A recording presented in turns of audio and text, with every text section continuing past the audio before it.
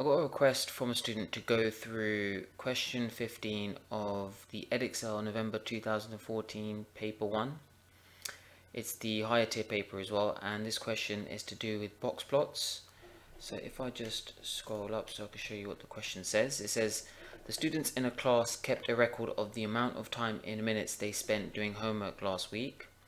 The table shows information about the amount of times the girls spent doing homework last week. So here we've got a table with all the values and all the of all the data.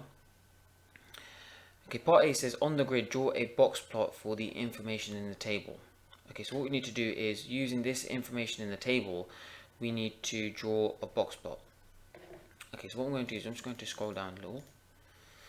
Right, so okay, so a box plot, it has 3 or 4 things. So if we go down, because if we look at the second part to the question, there is an actual box plot. I think this box plot here, sometimes it helps to actually read on and look beyond the question. So have a look at parts B and C, because if you're completely stumped, what you can do is you can read on just to see if any latter parts give you a clue on some of the early parts, because sometimes that can happen. So as you can see here, we have actually a box plot for the boys' results, and the box plot itself, it contains a few things. So what they do is they draw lines for the quartiles. So you draw a line down for the lower quartile, for the second quartile, which is the same as the median, and the third quartile, which is the upper quartile. And then what it does is you have something known as whiskers to represent the minimum and the maximum value. So what you do is you've got your blocks, the box, and the box is just, what it is just represents the interquartile range. So it's just that middle 50% of the data, because if you've got the lower quartile here, and then you've got the upper quartile, remember the lower quartile is a quarter way up, so it's where the quarter mark is, and the upper quartile is 3 quarters up. So between the lower quartile, the first quarter, and the third quartile, that's the middle 50% of the data. So this box plot here, it represents the middle 50% of the data. And what it does is you have lines extended to the maximum and the minimum. Okay, so using the information above, we need to draw a box plot for the girls. So what I'm doing is I'm just going to scroll down. Right, so let's just have a look at views in the table. So we have the least amount of time, so that's obviously going to be the minimum. That's the min. We also have the range, so the range is going to tie in as well. The median, lower quartile, and upper quartile. So what we can do is we can actually draw the lines or the markers for, well, the minimum, which is the least amount of time, and for the median, lower quartile, and upper quartile. Okay, so the least amount of time is 60, so you just need to find 60 on this grid here. So what you need to do is you just need to just calculate the scale of this particular grid, because what we have is, well, to work out the scale, what you do is you just take any 2 markers. So I'm going to take the 50 and the 100.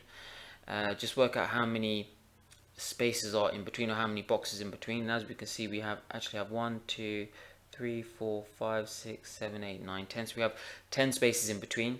If it ranges over 50 values, that means you just need to do a simple calculation, 50 divided by 10, to tell you how much each one of those mini markers are worth. So 50 divided by 10 is just simply 5. So each mini marker represents 5. And what you can do is you can check that. So you can go up in your 5s from 50, 55, 60, 65, 70, and so on, and it will work out perfectly. Okay, so we need to draw the minimum, or the whisker, for 60. So 50 is there, then 60 will be 2 boxes along, because 50 add 5 is 55, add another 5 is 60. Okay, so the way I'm going to do it is I'm going to do it like this. Just remember that the box itself is actually larger. So if you look at the box plot for the boys, the lines for the quartiles, so the lower quartile, the median, and the upper quartile, is longer than the whiskers itself. So you want to do something similar to this. I mean, as long as it's not perfectly drawn, so it doesn't have to be accurately drawn. So these whiskers don't have to be right in the middle of of these longer lines here, but as long as it looks similar to this, I mean, they won't penalize you for not drawing a perfect box plot, but I think what they're looking for is the box itself and the markers being in the correct place. So let's just have a look at 60. So 60, as I said, is 2 boxes long, or 2 markers long from the 50. So I'm just going to draw a little line from here.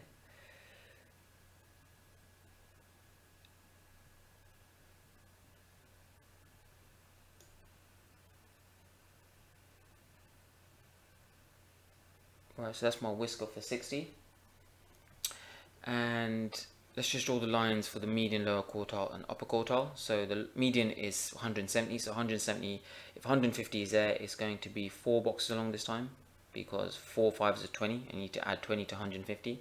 So 5, 10, 15, 20.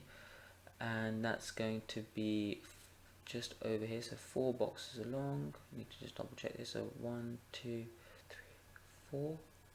So 4 boxes long, and I'm just going to make this slightly bigger because this is, the median is on the box itself, so I'm going to make that slightly larger. Okay, so that is the median. Okay, the lower quartile is at 100, and that's quite easy to do because 100 is one of the main markers. So I'm just going to draw a long line here as well, and it's going to be the same length as obviously the median, because remember, all of these lines, the quartiles, are all the same length. The upper quartile is 220, so that's 220. So 220 again is going to be 4 boxes along from the 200, because 4 5s are 20 again. So 4 boxes along, and just drawing a line up, going up like this. Okay, so now we can actually draw, complete the box. So as we've got all our quartiles drawn in. Okay, so remember, in the exam you want to use a ruler, so you want to make this look neat. I haven't actually got a ruler here, so I'm just doing it by freehand.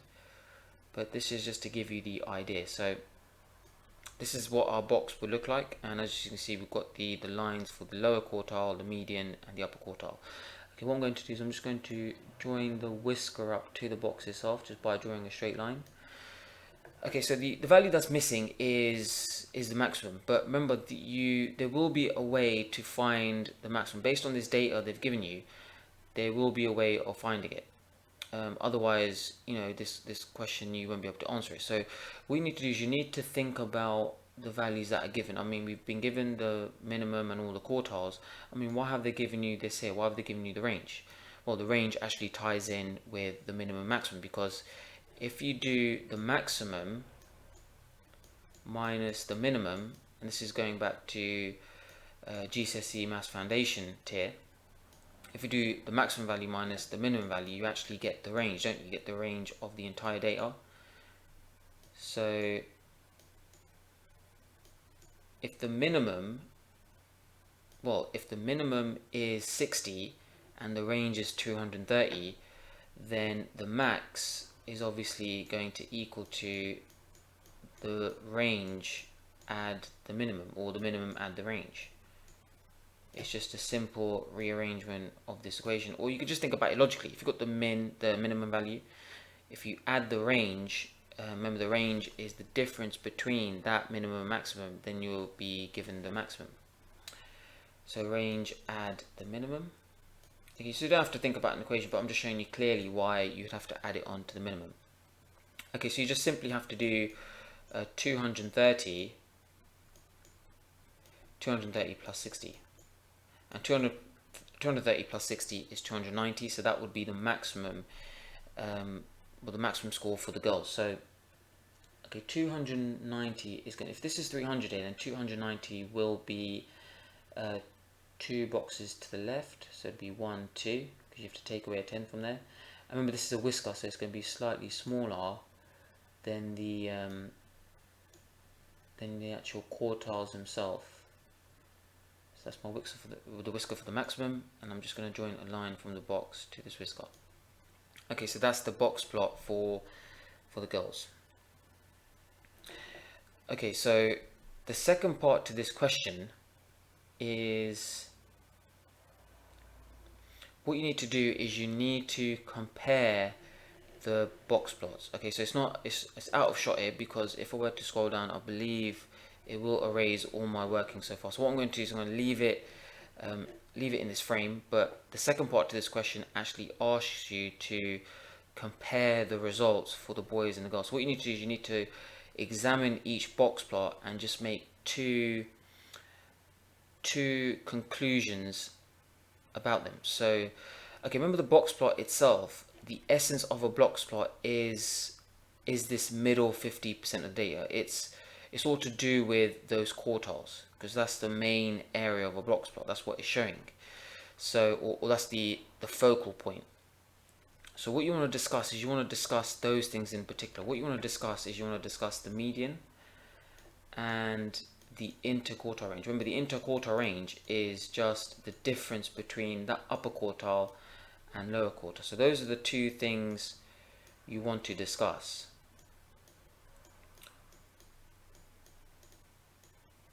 So the median and the interquartile range.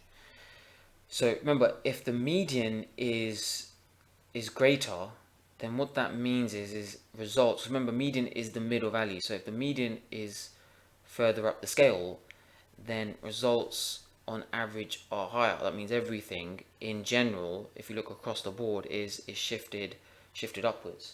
So as you can see here, if you look at the data for the boys, you notice that the boys' median is actually greater. So what that means is the results for the boys is greater. Okay, so what I'm going to do is, okay, I'm going to have to scroll down. So okay, this is going to disappear for a second. So what I want you to do is, if you need to, just pause it in this frame and just understand what I've just told you about the girls box plot. But what I need to do is I need to just scroll down so I can see what the question is saying. Right, so okay, we've got the same scale here for the boys. Let me just quickly show you that question. So we have compare the amount of time the girls spent doing homework with the amount of time the boys spent doing homework. Yeah, right. So okay, going back here. Okay, remember the median. Okay, I suppose we don't really need the box plot here because we've got all of this information here. So, because remember, as I was saying before, the focus is on these values here. It's on the box itself, and the box itself is all of this. Right, so remember, for the girls median is 170. Okay, if you look at the boys median is actually, remember, using the same scale, the boys median is 180. So let me just quickly jot this down. So let's put G. I can create a little mini table. So G and for girls and B for boys. Okay, so the median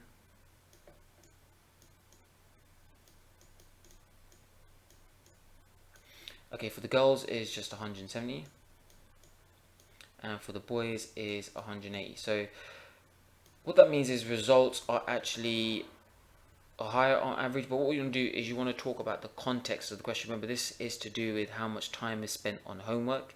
So what that means is girls on average are faster at completing their homework. So remember, you want to talk about the context of the question. It's not, I don't think it'd be good enough to actually just say, the boys' median is higher, because that doesn't actually show that you've understood the question. You actually need to apply it to the scenario. So make sure you say that the girls' results, or the median is lower, and therefore the girls spend less time on their homework, or they complete it at a faster rate.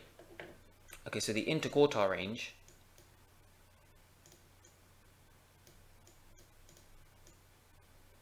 Okay, so the interquartile range in both cases. So remember, the interquartile range is you just do the upper quartile minus the lower quartile. So it's just the distance or the width of the box. And for the girls, it's just simply 120, because it's 220 minus 100, which is just 120. Okay, so for the boys, what you need to do is you need to actually work out these values here. So if you look at the upper quartile for the boys, the upper quartile, which is just down here, just draw a line going down there, is actually, if it's 4 boxes across, it's 220. So it happens to be the same as the girls. Okay, the lower quartile is actually, okay, so it looks like it's right in the middle of, no, it's actually 4 boxes along. 1, 2, 3, 4. Yeah, it's actually 4 boxes from 100. So 4 boxes to the right from 100. So the lower quartile for the boys is going to be, remember, if 4 boxes is worth 20, because remember each box is worth 5, that means the lower quartile is actually 120. Okay, so the interquartile range of the boys is, well, you take the upper quartile minus the lower quartile. So if the upper quartile is 220 and the lower quartile for the boys is 120, then you simply do 220 minus 120, and the difference of that is just 20. No, sorry, 100.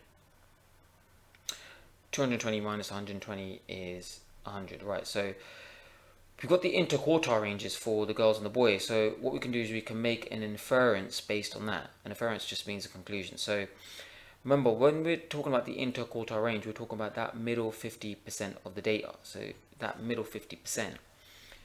So if that's actually smaller, that means the results are in a tighter space or a tighter interval. So that means that boys' results, as they've got a smaller interquartile range, their results are more consistent there because their results are more tighter. It's a tighter distribution, between that, amongst that 50%, that middle 50% of data. So that's another inference you can make. You can say that because the interquartile range for boys is smaller than the girls, that means their data is more consistent, whereas the girls, their results they vary more. They vary more than the boys because that interquartile range is larger. So those are the 2 points you can make then. So the first one being the median. The median is greater for the boys. So therefore the boys take longer doing their homework, or the girls take a quicker time. But the interquartile range is smaller for the boys, which means their results are more consistent. So boys, they complete their homework more consistently, or they're more consistent. Whereas the girls, their results can be all over the place. You can get some more fast and some more slow. So that's what the interquartile range means.